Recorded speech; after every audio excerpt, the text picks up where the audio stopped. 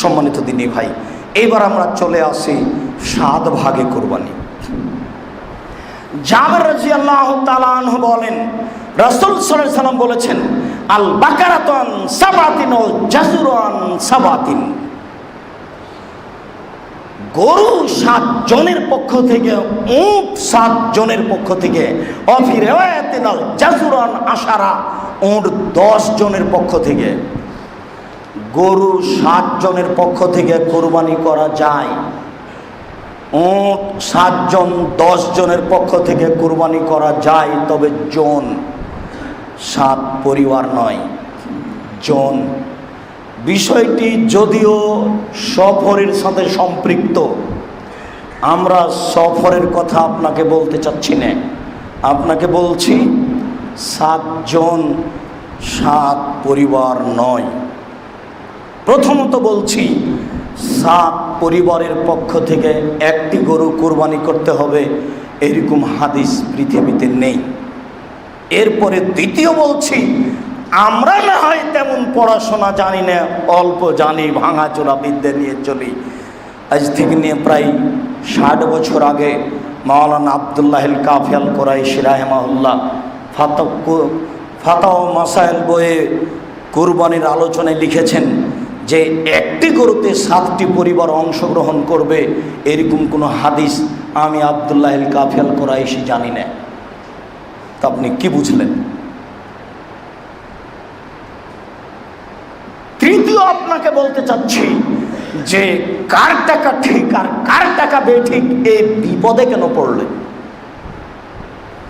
প্রথমে আপনাকে বলে রাখছি, 7 পরিবারের পক্ষ থেকে একটি গরু কুরবানি করতে হবে, এরকম দুনিয়াতে কোনো হাদিস নেই। দ্বিতীয় বলছি, আমরা বলিনি, সেই কালে মাওলানা আব্দুল্লাহিল কাফি আল কুরাইশি রাহিমাহুল্লাহ বলেছেন একটি গরুতে 7টি পরিবার অংশগ্রহণ করবে, এরকম কোনো হাদিস আমি আব্দুল্লাহিল কাফি আল কুরাইশি জানি না। তৃতীয় বলছি, এইভাবে আপনি সবার টাকা নিতে গেলেন কেন? কোনটা ঠিক কোনটা বেঠিক আপনি নিজেও জানেন না। টাকা বেশি আছে, রাজস্থান থেকে উট কিনে নিয়ে এসে কুরবানি করেন, ভালো হবে। তার চেয়ে কম আছে, ষাঁড় কিনে কুরবানি করেন।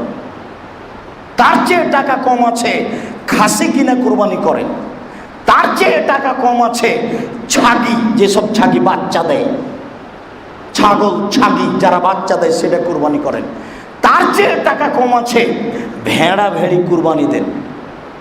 ভাগে যে টাকা দিয়েছেন, ভাগের টাকা দিয়ে আমার বুঝে 3টে ভেড়া কিনে পাওয়া যাবে।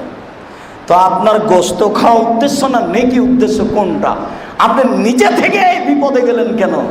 আপনি কি ভুল বুঝতে চাচ্ছেন?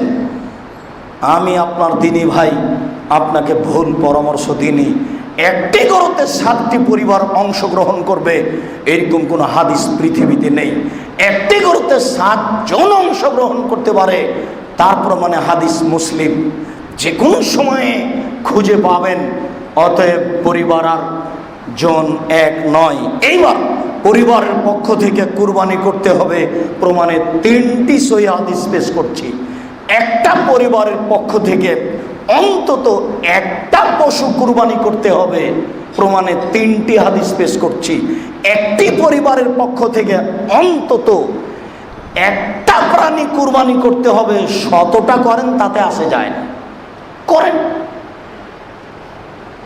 তবে একটা অন্তত। এবার দেখেন, আল্লাহ রসুল ভেড়াটা ফেলে দিলেন, পা চাপিয়ে দিলেন, দিয়ে বলছেন, আল্লাহুম্মা, হে আল্লাহ, তাকাব্বাল মিন মুহাম্মদ, এটা তুমি মুহাম্মাদের পক্ষ থেকে কবুল করো।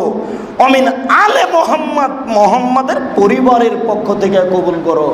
তাহলে বোঝা যাচ্ছে ব্যক্তি আর পরিবার দুইটা হাদিসে আছে। 7টা যখন আসলো গরুতে, তখন তো আল্লাহ রসুল বললেন না একটি গরু কুরবানি করো 7 জনের পক্ষ থেকে এবং তাদের পরিবারের পক্ষ থেকে, এটা তো আসলো না হাদিসে।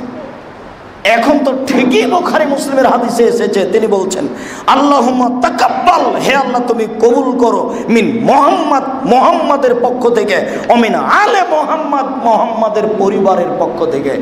একটা ভেড়া কুরবানি করছেন নিজের পক্ষ থেকে আর পরিবারের পক্ষ থেকে। আমি কেমনে বুঝাই?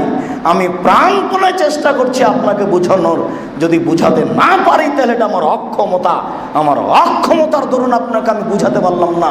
হাদিস ঠিকই আছে। 2, মেখনাফ ইবনে সুলাইম রাদিয়াল্লাহু তাআলা আনহু বলেন, আমরা আরাফার মাঠে ছিলাম। কুন্না ওকুফান ফি আরাফা, আমরা আরাফার মাঠে ছিলাম। তিনি বিদায় হজের ভাষণে বললেন, ইয়া আইয়ুহান নাস, হে পৃথিবীর মানুষ, মনে রেখো, ইন্না আলা কুল্লি আহলি বাইতিন ফি কুল্লি আমিন উজিয়া, প্রত্যেক বছর প্রত্যেকটা পরিবারের পক্ষ থেকে অন্তত একটা প্রাণী কুরবানি করতে হবে, অন্তত একটা। একবারে খাস করে নির্দিষ্ট করে, পৃথিবীর মানুষ মনে রেখো, প্রত্যেক পরিবারের পক্ষ থেকে প্রতি বছর অন্তত একটা প্রাণী কুরবানি করতে হবে পরিবারের পক্ষ থেকে। কি দিয়ে যে বুঝায়?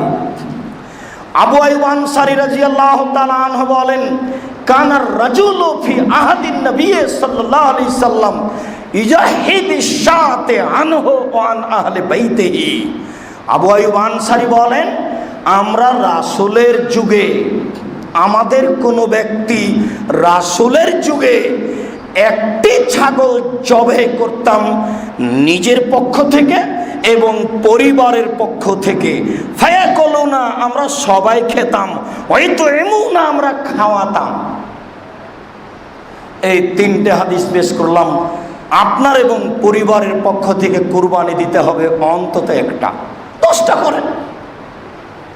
ঢাকার অনেক ধনী মানুষ আছে 15টা 20টা কুরবানি করে, পয়সাপাতি খরচ করে, কুরবানির সময় করেন। অনেক নেকি, নেকির কাজ। আপনাকে গোশত খেতে হবে এ কথা নয়।